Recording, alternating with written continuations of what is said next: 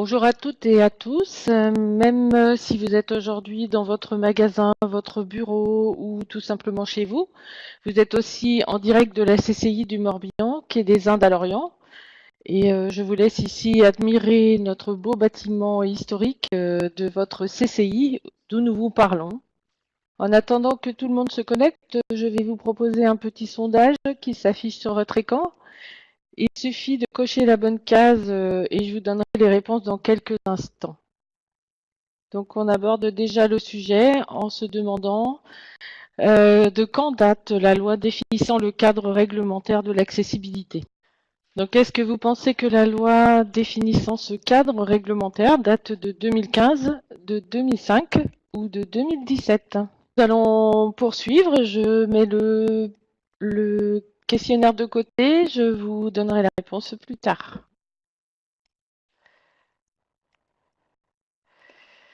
Donc c'est le top de départ. Maintenant que tout le monde est prêt, nous allons démarrer cette séance de 45 minutes. Bonjour à ceux qui viennent d'arriver et merci de participer à ce webinaire ou atelier en ligne en français sur le registre d'accessibilité organisé par la CCI. Pensez à couper vos webcams et vos micros pour faciliter l'écoute de chacun. Nous serons 2 personnes aujourd'hui à intervenir sur cet atelier en ligne. Hervé Blanchard qui administrera ce webinaire et répondra à vos questions. Et moi-même, Pascal Philippe, animatrice de cet atelier en ligne. Donc nous sommes tous les deux conseillers d'entreprise. Donc moi dans la partie commerce et Hervé dans le tourisme. Et nous travaillons sur l'accessibilité depuis 4 ans.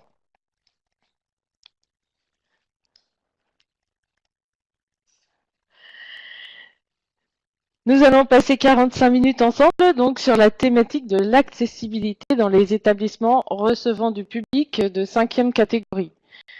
En premier lieu, je vais vous rappeler le contexte global de l'accessibilité, la loi, les dérogations, les sanctions. Ensuite, je passerai rapidement sur les 10 points à vérifier pour être aux normes. Et nous passerons ensuite à la démarche administrative de mise aux normes.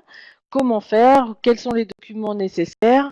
Et pour finir enfin avec le registre public d'accessibilité. Et en bonus, quelques recommandations. Et si le temps le permet, je pourrais répondre, ou Hervé, à quelques questions sélectionnées sur le chat pour clôturer la séance. Donc je rappelle que l'atelier ne concerne que les établissements de 5e catégorie. Donc les établissements de 5e catégorie sont des établissements qui peuvent recevoir au maximum jusqu'à 200 personnes. Donc on restera sur cette catégorie d'établissements et aussi ce sont des établissements de 5e catégorie mais existants.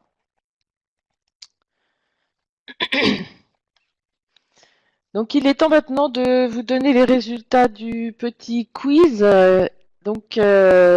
qui a été apparu au début de la séance. En fait, la date définissant le cadre réglementaire de l'accessibilité date de 2005. Et donc si on fait le calcul, cela fait 13 ans que cette loi prévoit l'accessibilité à tout pour tous. Mais nous sommes malheureusement encore loin du compte et quelques établissements restent encore. Alors, vous n'êtes pas les seuls concernés, les commerces, puisque tous les établissements publics, donc les mairies, les gares, les cinémas, etc., donc tout le monde est concerné. Mais donc on est encore assez loin du compte par rapport à ce qui était prévu. Les ERP recevant du public, établissements recevant du public, pardon, suivant leur catégorie, disposent pour certaines encore de quelques délais. Les établissements de première, deuxième, troisième et catégorie, donc ce sont les établissements qui reçoivent plus de 200 personnes. Si vous avez demandé un ADAP, alors là peut-être tout le monde n'est pas concerné. L'agenda d'accessibilité programmée donc permettait de reculer jusqu'en 2018 les travaux, mais aujourd'hui, en 2018 donc, tous les établissements sont supposés être aux normes. Et d'ailleurs, comment savoir si on est aux normes, que faire pour être aux normes, que risque-t-on? Voilà les différentes questions auxquelles nous allons répondre ou tenter de répondre au cours de ce webinaire. Donc le contexte, ce que dit la loi et les règles en matière d'accessibilité aujourd'hui font l'objet de ce premier chapitre. Donc brièvement, la loi du 11 février 2005 pour l'égalité des chances a fixé le cadre de l'accessibilité. Cette loi se traduit par une prise en compte de tous les handicaps physiques, sensoriels, donc les malvoyants, les malentendants, les personnes qui sont handicapées aussi de manière... pardon.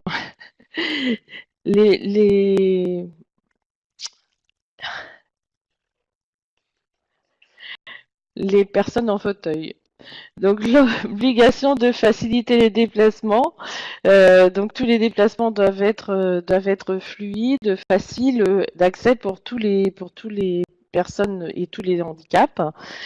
Et les locaux doivent être adaptés pour mieux se repérer, accéder aux prestations et donc toutes les prestations qui peuvent être dispensées dans les commerces.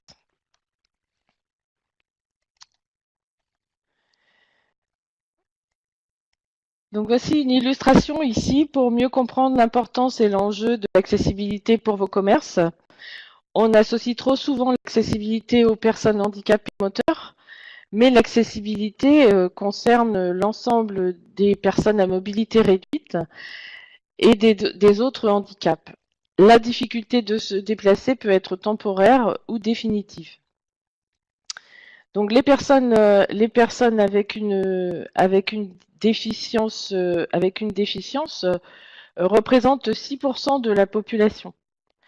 Les personnes âgées représentent 14,8% de la population et c'est une population qui va, c'est un pourcentage qui va augmenter très certainement dans les prochaines années, comme chacun le sait. Ne pas oublier non plus les personnes ayant une mobilité réduite qui peut être temporaire, par exemple des personnes accidentées, des femmes enceintes ou des personnes avec des béquilles. Ce sont des personnes qui ont un handicap temporaire, mais qui peuvent être gênées dans leurs déplacements lors de leurs courses, de leurs loisirs. Donc tous ces handicaps doivent être pris aussi en compte.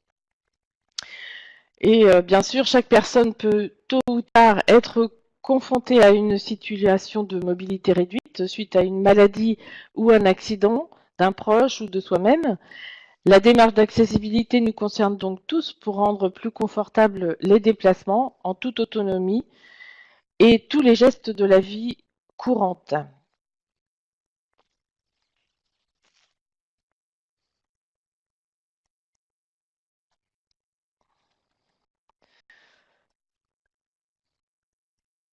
Donc la première règle qu'il faut avoir à l'esprit, c'est qu'une partie au moins du commerce doit être accessible sous condition, c'est-à-dire que dans les établissements de 5e catégorie, on n'a pas les mêmes obligations que dans les établissements. Alors, les établissements de 5e catégorie existants n'ont pas les mêmes obligations que les établissements neufs.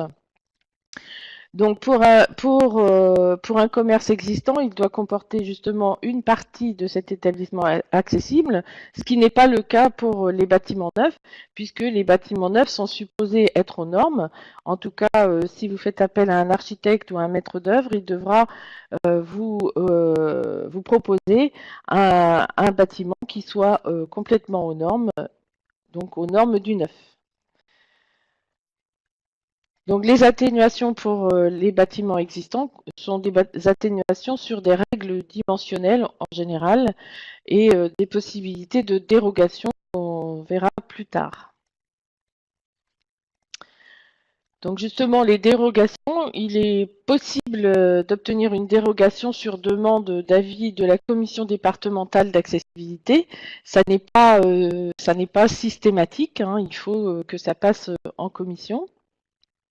Et plusieurs cas de figure se présentent. Donc vous avez l'impossibilité technique. Par exemple, à l'entrée, dès lors qu'il y a une marche, vous pouvez avoir quelques soucis. Donc, vous allez demander une dérogation pour par exemple, la pose d'une rampe avec une sonnette, mais on verra en détail les possibilités qui s'offrent à vous en cas de demande de dérogation, en compensation justement de ces dérogations. On a aussi la disproportion manifeste qui peut être invoquée également lorsque les améliorations apportées par la mise aux normes accessibilité sont disproportionnées par rapport au coût des travaux ou la viabilité de l'établissement. Par exemple, si on doit, pour mettre aux normes des WC qui seraient plus grands, supprimer des tables, eh bien, on est bien dans un un problème de viabilité puisqu'on va avoir des tables en moins, donc du chiffre d'affaires en moins, et ces raisons peuvent être aussi peuvent justifier une demande de dérogation. On aura une autre dérogation qui est la conservation ou la protection du patrimoine. Dans certains cas, dans certaines communes, des bâtiments sont protégés dans un périmètre défini par les bâtiments de France. Et dans ce cas-là, une dérogation peut être demandée. On a quelques villes qui sont concernées, comme Vannes ou Rochefort-en-Terre, où il y a souvent des problèmes de ce type. Ensuite, on a des dispositions spécifiques qui peuvent concerner les copropriétaires, c'est-à-dire que les copropriétaires refusent de faire les travaux et donc on peut avoir aussi dans le même cas de figure ou un cas dans cette disposition spécifique de l'occupation temporaire ou saisonnière de certains bâtiments, donc qui vont bénéficier de dérogations sur demande, bien sûr.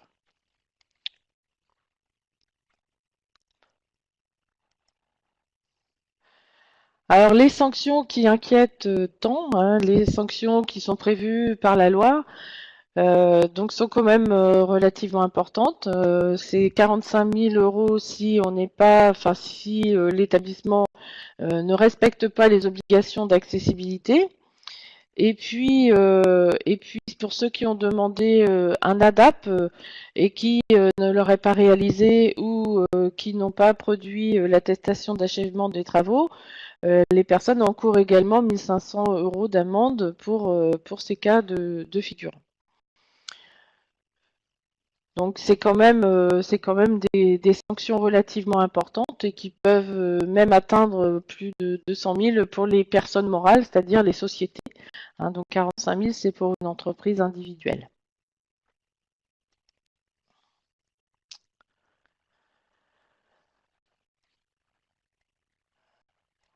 Donc concrètement, en quoi consiste la mise aux normes comment s'exprime cette mise aux normes?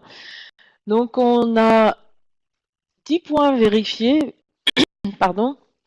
Nous allons les vérifier ou les passer en revue, ces 10 points de contrôle technique, entre guillemets, hein, de vos commerces.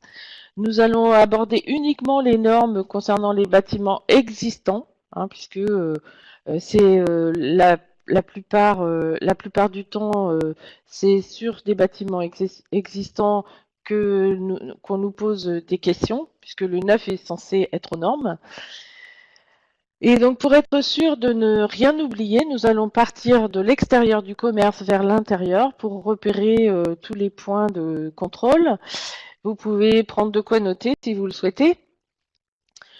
Alors on a bon, les 10 points, les 4 points de l'extérieur, le parking, le cheminement, le chemin donc, qui mène jusqu'à l'établissement, l'entrée qui comprend les marches, la porte d'entrée.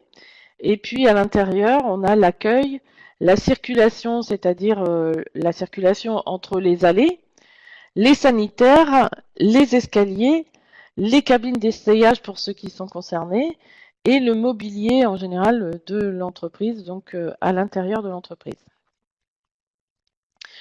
Donc on va d'abord, avant toute chose, se remémorer les gabarits nécessaires pour le passage des différentes personnes avec des différentes déficiences.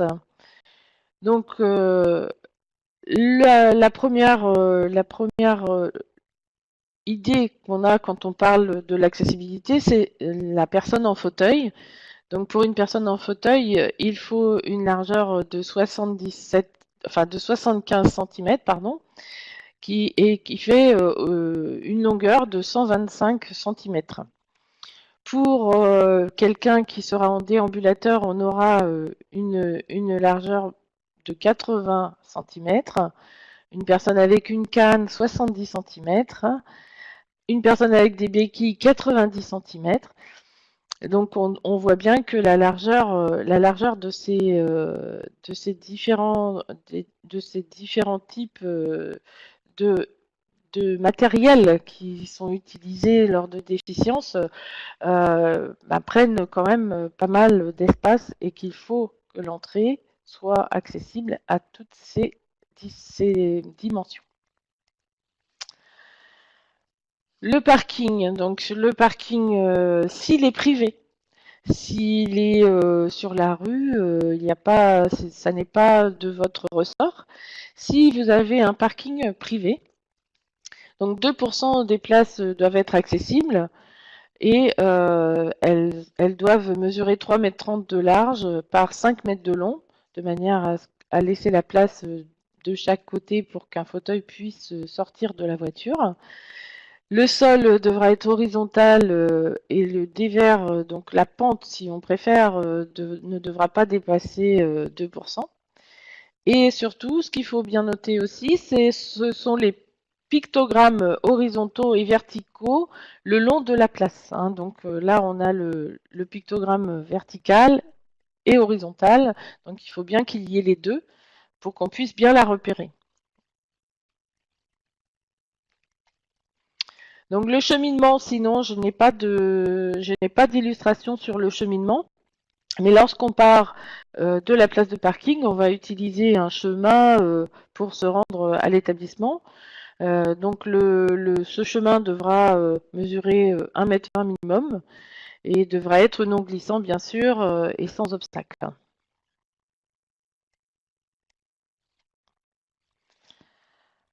L'accès au bâtiment, donc c'est l'entrée, la porte. Donc là, pour un établissement existant, et j'insiste parce que les normes ne sont pas les mêmes, pour un établissement existant, on admet que la porte puisse mesurer 77 cm de largeur. Quand je parle de 70 cm, c'est la 70 cm de largeur utile pour le passage d'un fauteuil. On a vu tout à l'heure que le gabarit était de 75 cm pour le fauteuil, donc il faut aussi l'espace pour le manœuvrer de chaque côté, ce qui porte à 70 cm l'obligation, même si la porte mesure elle-même 80 cm. Donc avec les charnières et les poignées, on a une largeur utile qui est forcément inférieure, donc qui doit être de 77 cm. Il faut aussi penser à ce qu'il y ait une aire de manœuvre pour ouvrir la porte, puisque le fauteuil qui va se présenter devant la porte va tirer la porte, par exemple dans le cas qui est illustré ici.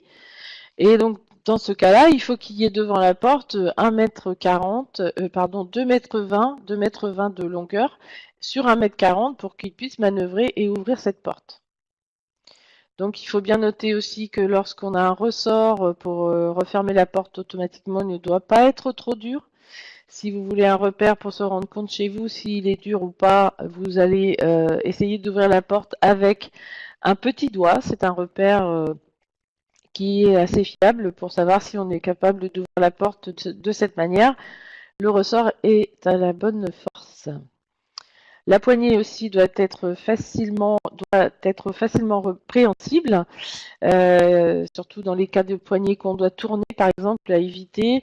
Il faut que ça soit vraiment facile, que la porte s'ouvre facilement, puisqu'on peut avoir un handicap invisible, hein, quelqu'un qui peut avoir de l'arthrose, de l'arthrite, une sclérose en plaques. Ce sont des handicaps qui ne se voient pas, mais qui nécessitent de pouvoir quand même ouvrir facilement une porte. Ensuite, l'entrée, si on considère l'entrée, donc il y a la porte, ça peut être aussi une entrée avec des marches. Et dans ce cas, les marches, bien sûr, doivent être traitées s'il y a une marche. L'idéal, c'est bien sûr un accès de plein pied sans marche, hein, c'est ce qui est préconisé, bien sûr. Mais si on a une marche ou plusieurs, on devra traiter cette marche. En tout cas, si c'est une marche, c'est facile à traiter. Si c'est plusieurs marches, il faudra dans ce cas-là demander une dérogation à la commission départementale d'accessibilité. Donc pour une marche, vous pourrez mettre une rampe amovible de moins de 10% ou bien une rampe posée en dur si vous avez l'autorisation de le faire, puisque ce sera sur le domaine public bien souvent. Donc ce sont des choses, ces autorisations en général sont assez difficiles à obtenir de la mairie, de la municipalité, mais, donc dans ce cas-là, on demande une dérogation. On verra plus tard comment on le fait. Si on a des marches ou des escaliers à l'intérieur, il faut aussi se dire qu'on ne pourra pas complètement enlever un escalier, hein, sinon on ne pourrait plus conserver aucun établissement ancien. Donc le traitement des marches se fait dans l'existant, toujours, hein, par une pente de 10% maximum. Dans le neuf, et si on peut le faire de 5 à 6%, hein, le traitement de la marche, mais on peut aller jusqu'à 10%. Cette pente peut être traitée donc pour une marche par exemple de 10 cm, il faudrait une rampe de 1 mètre, amovible ou non. Si la pente est amovible, il faut installer obligatoirement une sonnette à l'extérieur pour se signaler et demander de l'aide pour déployer donc cette rampe et faire entrer un fauteuil par exemple, ou ça peut être une poussette aussi, ou juste une personne qui a du mal à monter cette marche. En ce qui concerne le traitement du handicap visuel, parce que donc là les marches, on pense bien sûr aux fauteuils, aux personnes qui ont du mal à franchir des marches, mais pour le handicap visuel, il faut retenir aussi qu'il faut mettre un nez de marche contrasté sur les marches. Donc ici, un nez de marche qui fera au minimum 3 cm de large. Et en haut des marches aussi, une bande podotactile d'éveil à la vigilance à 50 cm avant le démarrage de la marche. Il faut bien faire attention aussi à la rampe, qu'elle soit préhensible et si possible avec un retour, de la rampe. Ici, vous le voyez sur la photo. Pour les malvoyants, on demande que la rampe dépasse l'équivalent d'une largeur de marche.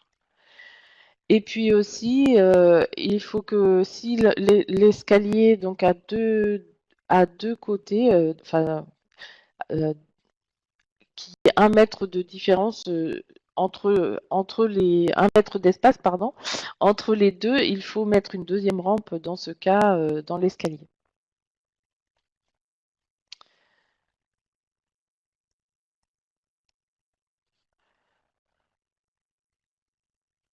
Donc on va passer aux allées, guichets et caisses.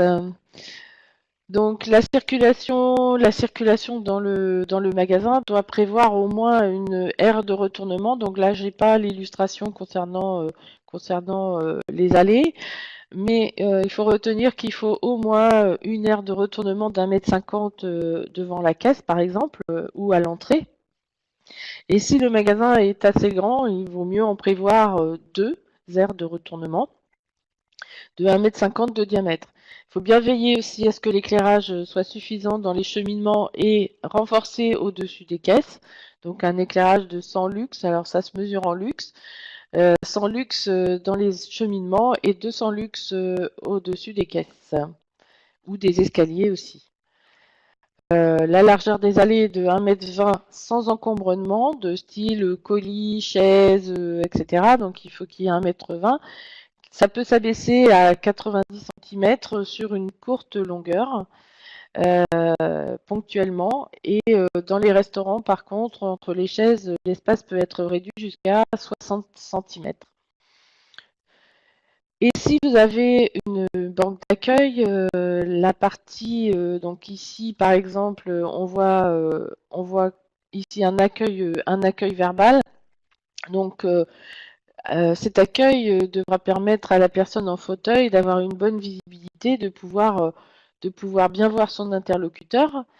Et si vous avez besoin dans votre activité de faire lire ou écrire la personne, il faut que vous prévoyez une partie surbaissée. Donc ça peut être à la caisse, si vous avez des caisses, souvent dans les supermarchés ou les supérettes, vous avez des caisses surbaissées. La partie pour lire et écrire et cette partie surbaissée doit faire 60 cm de longueur, 30 cm de large et 70 cm de hauteur sous le plateau pour qu'un fauteuil puisse être confortable à cette table.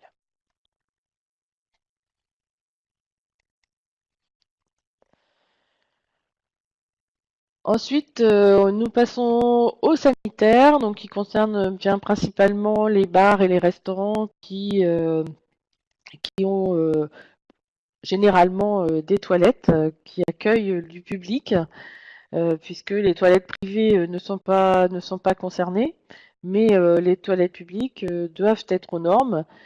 Et donc là, on aura, je dirais, 4 points importants à retenir pour ces sanitaires. Tout d'abord, une aire de retournement.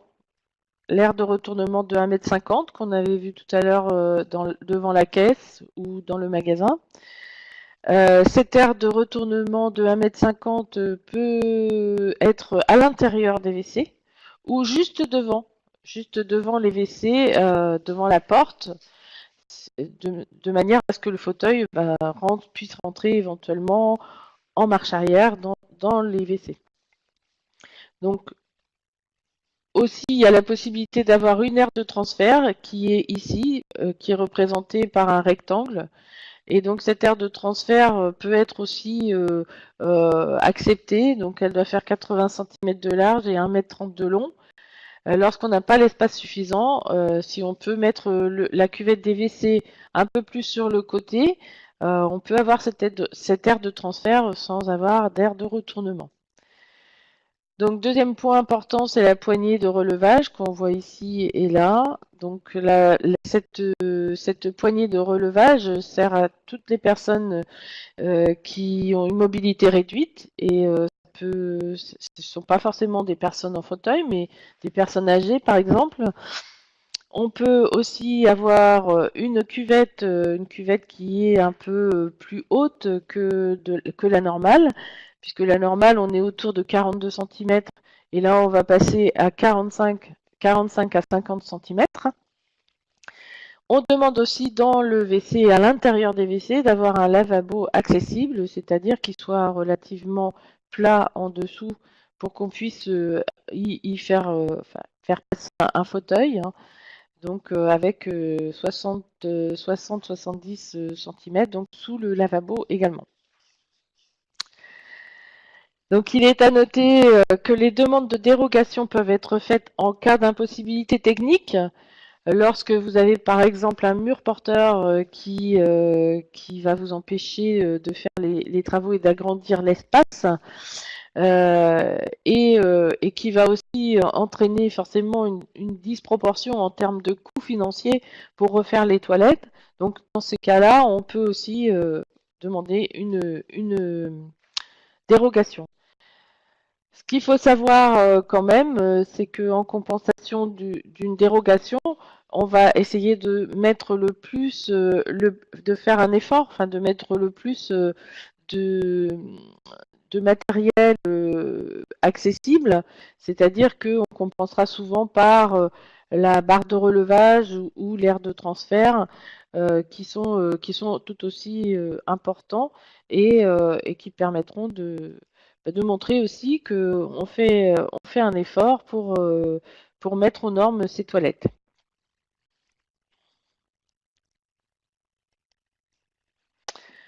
Pour ceux qui sont concernés, les cabines d'essayage bien, doivent comporter aussi une aire de 1,50 m à l'intérieur et comment dire, si possible, poser des patères un petit peu plus basses à 1,30 m, mettre une barre d'appui aussi pour les personnes qui à mobilité réduite. Et donc dans les restaurants, sur les tables doivent avoir 70 cm sous plateau, pouvant recevoir au minimum 2 personnes. Il faut qu'une table soit réservée pour des personnes à mobilité réduite. Et donc pour finir dans les détails des normes, donc il faut bien penser aussi à la signalétique. Qui doit être suffisamment lisible. Utiliser aussi le plus possible des pictogrammes, par exemple, pour indiquer les toilettes. C'est aussi intéressant pour justement les personnes qui ont des difficultés à lire ou à voir les caractères. Un espacement donc entre les caractères offre une meilleure lisibilité, donc il faut essayer de le faire, de ne pas utiliser des caractères trop serrés avec des écritures trop complexes. Et surtout bien penser au contraste entre la couleur et des caractères et la couleur du fond qui doivent être optimum.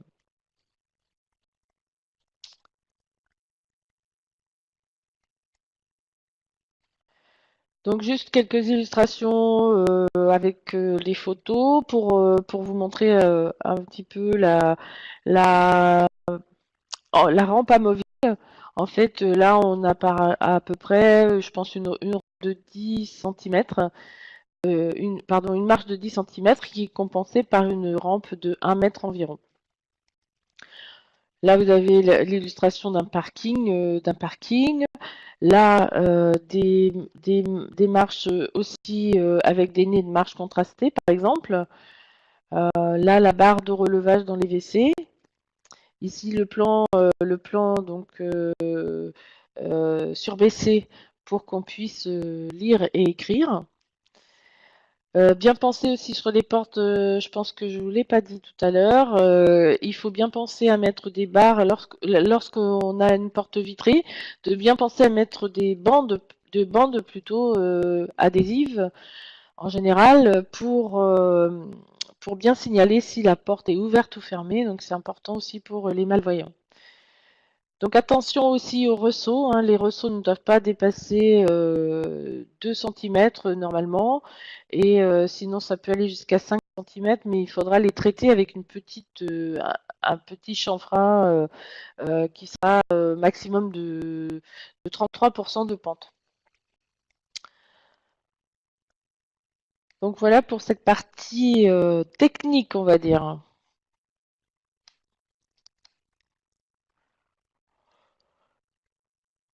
Donc on va passer maintenant à la démarche administrative. Selon la situation de votre établissement, qu'il soit accessible ou non aujourd'hui, il faut faire des démarches administratives. Donc c'est pas parce qu'on a un établissement aux normes aujourd'hui qu'on n'a rien à faire. Donc on va voir comment ça se passe. Et donc ce sont toutes les démarches que nous allons un peu passer en revue, en rappel donc de la bonne pratique. Donc si mon établissement est accessible, il faudra que j'expédie une attestation sur l'honneur d'accessibilité à expédier à la préfecture en recommandé avec accusé réception, avec des photos de l'entrée, une photo du magasin pour bien montrer que le magasin est accessible. Une copie doit être déposée à la mairie du lieu de votre établissement. Et puis, vous devez conserver aussi une copie et l'accusé de réception au registre public d'accessibilité dont on parlera plus longuement tout à l'heure. Donc c'est le premier cas de figure. Donc même si je suis accessible, j'ai quand même une petite démarche à faire pour être aux normes et pour montrer qu'on est bien accessible.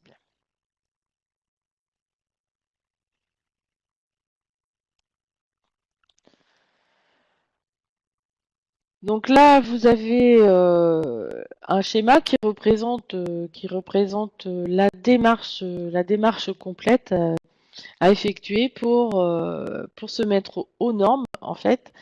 Donc au-delà des normes techniques, il y a les normes administratives. Donc pour se mettre aux normes administrativement, on va dire, donc vous avez plusieurs étapes, donc 5 étapes à franchir pour être complètement aux normes et pour être tranquille donc vis-à-vis des contrôles.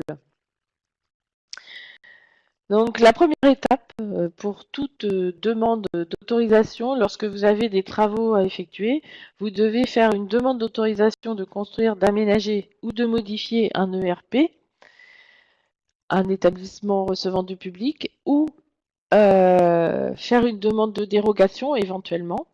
Donc pour cette démarche, un dossier complet est à déposer à la mairie.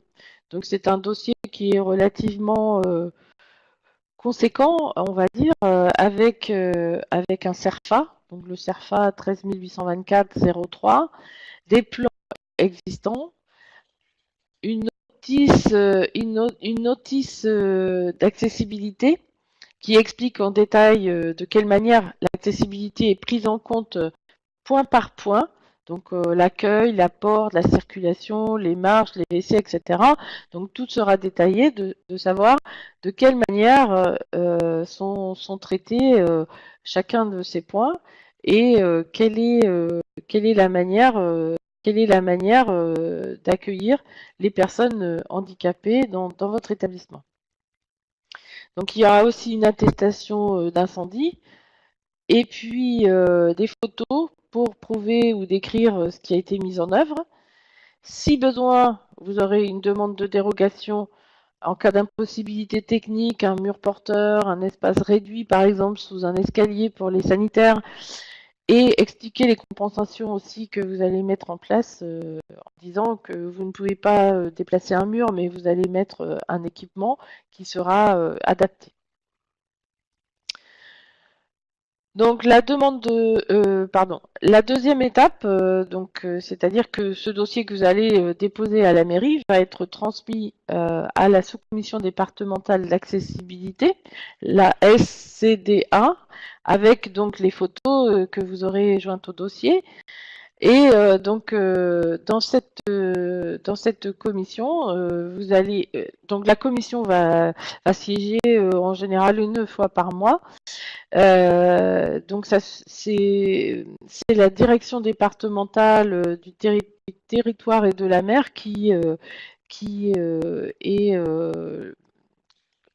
donc dans cette commission et qui assure l'instruction des dossiers. Et donc cette commission va rendre une décision. Donc le délai d'instruction peut être de 4 mois en fait.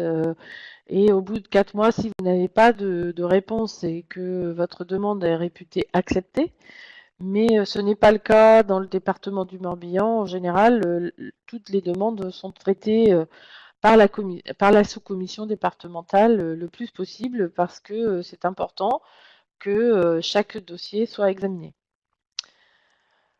L'étape 3, donc c'est l'obtention effectivement de cette dérogation ou de l'accord de la commission sur les travaux que vous envisagez. Et cet accord, il faudra bien sûr le conserver. Vous allez le recevoir normalement avant le délai de 4 mois. L'étape 4, donc pour les personnes qui réalisent des travaux après un ADAPT, devront fournir une attestation d'achèvement des travaux qui sera demandée également donc par la préfecture. Il faudra fournir la preuve que vous avez bien réalisé les travaux pour lesquels vous vous êtes engagé. Et puis ensuite, vous avez l'étape 5, le registre accessibilité, donc qui vient de sortir, si on peut dire. Le registre accessibilité qui va réunir tous ces documents qui vous auront été donnés au cours de la démarche, donc depuis l'étape 1 jusqu'à l'étape 4.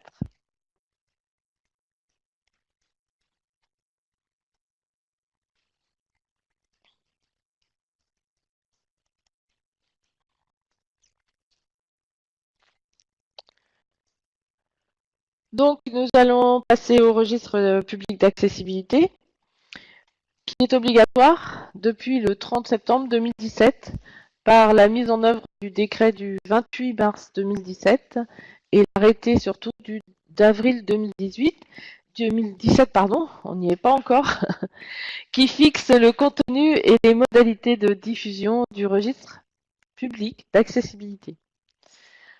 Donc nous allons vous donner là tous les éléments pour vous permettre de bâtir votre registre qui est en réalité une synthèse tout simplement de toutes les démarches que vous avez réalisées et en amont et donc de pouvoir expliquer de quelle manière votre établissement prend en compte l'accueil de personnes handicapées.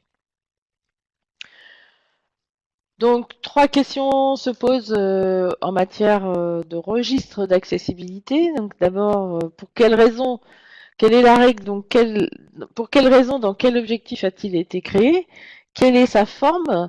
Est-ce qu'elle est libre ou imposée? Et qu'est-ce que je dois mettre dans ce registre?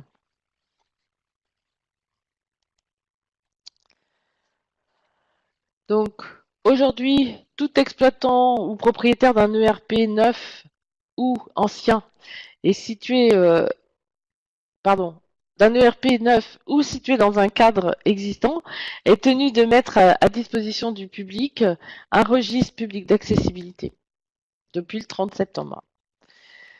Donc ce registre, pourquoi? C'est pour faire savoir que l'établissement est accessible et de quelle manière il est accessible. Parce qu'effectivement, aujourd'hui, la plupart des établissements recevant du public sont supposés être aux normes.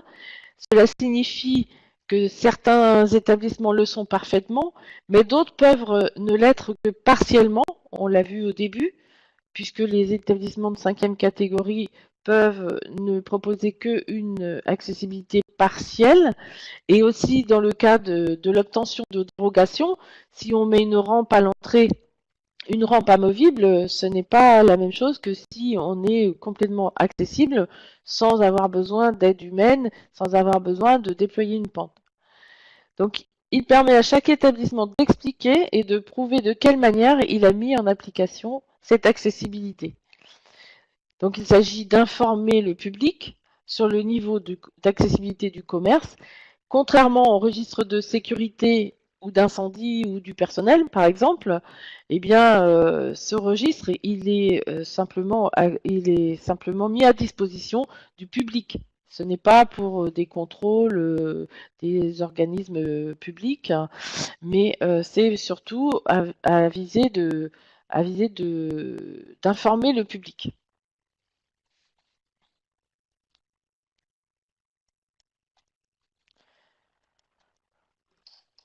Donc le registre n'a pas de format imposé. Il peut être réalisé dans un format papier ou dématérialisé. Il peut être sous forme, pardon, de classeur avec des pochettes plastiques, un grand cahier ou une chemise, ce que vous voulez. Si par contre vous disposez d'un site internet, vous pouvez mettre le registre en ligne dans une rubrique dédiée. Il peut être affiché aussi sur un support consultable en magasin, tout simplement affiché à un endroit du magasin accessible au public.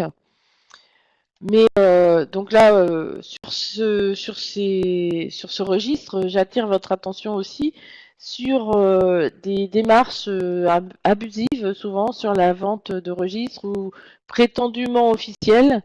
Mais nous en reparlerons un petit peu plus tard là, donc sur ces démarchages vraiment abusifs. Le registre comporte 4 parties. Donc vous avez la partie présentation de l'établissement, donc la présentation de l'activité, description du niveau d'accessibilité de l'établissement et la prise en charge des personnes handicapées. Donc l'établissement dans le deuxième point, l'établissement s'il est accessible, donc vous devrez avoir une copie de l'attestation sur l'honneur dont on a parlé tout à l'heure, qui sera dans ce registre, avec l'accusé réception pour bien prouver que vous l'avez bien expédié à la préfecture.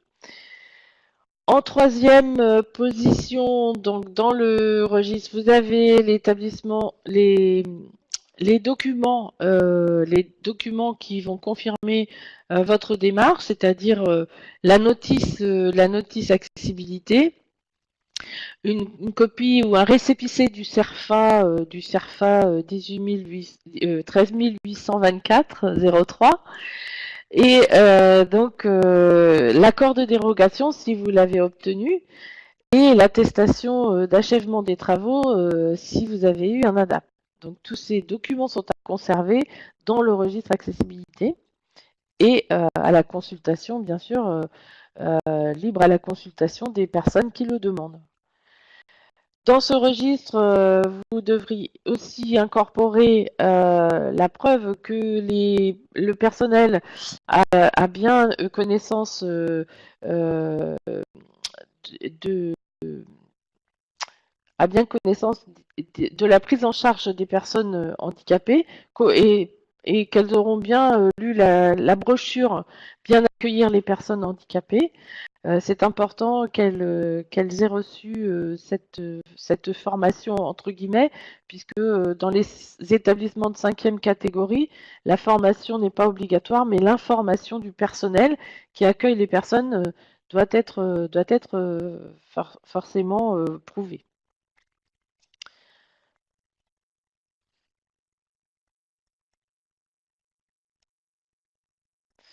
Donc pour vous aider à construire ce registre accessibilité, vous avez un guide qui se trouve sur le site de la Direction ministérielle de l'accessibilité.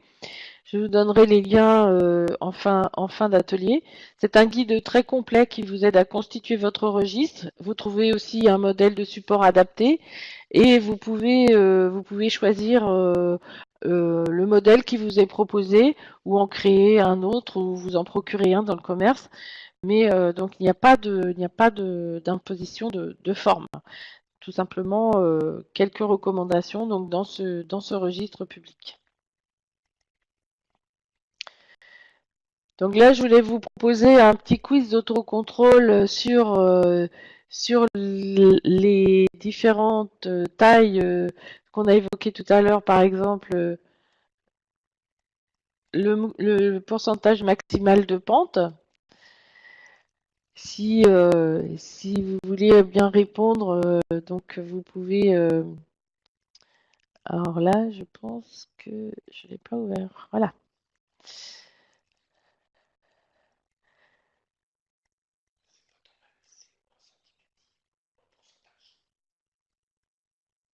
Le pourcentage autorisé. Donc là, je vois que quand même, on est à 50-50. Hein, alors, d'après ce que je vois, c'est que il y a confusion souvent entre l'existant et le neuf, puisqu'effectivement, dans le neuf, on est à 50%. À 5%, pardon, à 5% de pente, ça c'est, on ne peut pas faire autrement. Mais dans l'existant, on est sur 10% maximum de pente. Donc, c'est bien la bonne réponse, c'est bien 10% pour ceux qui sont dans des établissements existants. Donc là, si je vous dis non retour.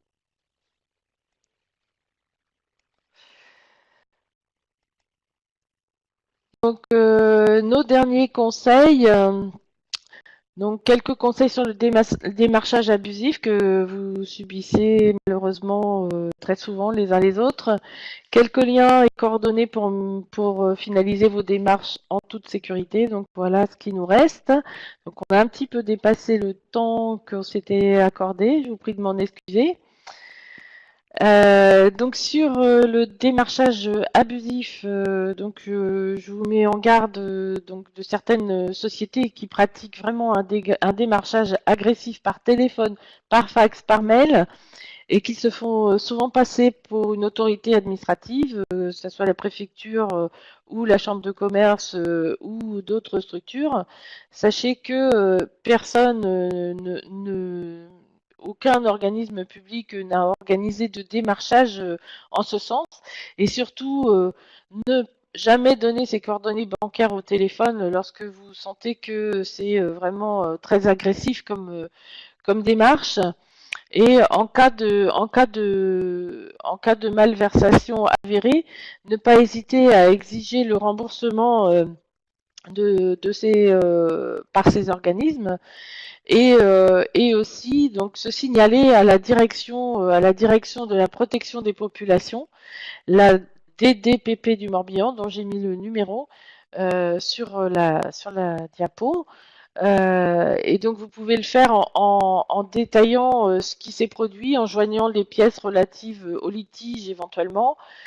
Mais donc il n'est pas utile de porter plainte si vous avez déjà alerté la direction départementale de la protection des populations. Et sachez qu'il y a aussi quelques démarches en cours sur quelques entreprises qui, donc, des plaintes ont été déposées par l'État auprès du tribunal de grande instance de Paris et de Lyon pour certaines entreprises. Vous pouvez consulter le document qui s'affiche là, qui est aussi disponible sur le site de la DMA, Direction ministérielle de l'accessibilité.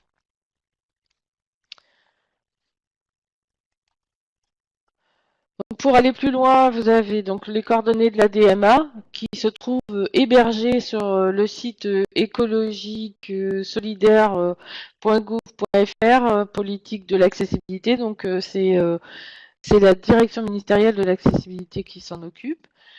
Sur le site de la CCI du Morbihan, vous pourrez retrouver toute la démarche aussi, la démarche complète que je viens de vous décrire, avec les documents aussi qui sont nécessaires à faire les démarches. Et nous vous proposons de vous accompagner au montage des dossiers accessibilité et du registre accessibilité, mais c'est une prestation payante. Vous pouvez appeler le 02 97 02 40 00. Et puis aussi pour des questions techniques, plus techniques, vous pouvez appeler la direction départementale des territoires et de la mer, donc la DDTM. Le numéro s'affiche ici, et contacter éventuellement la direction départementale de la protection des populations en cas de démarchage abusif.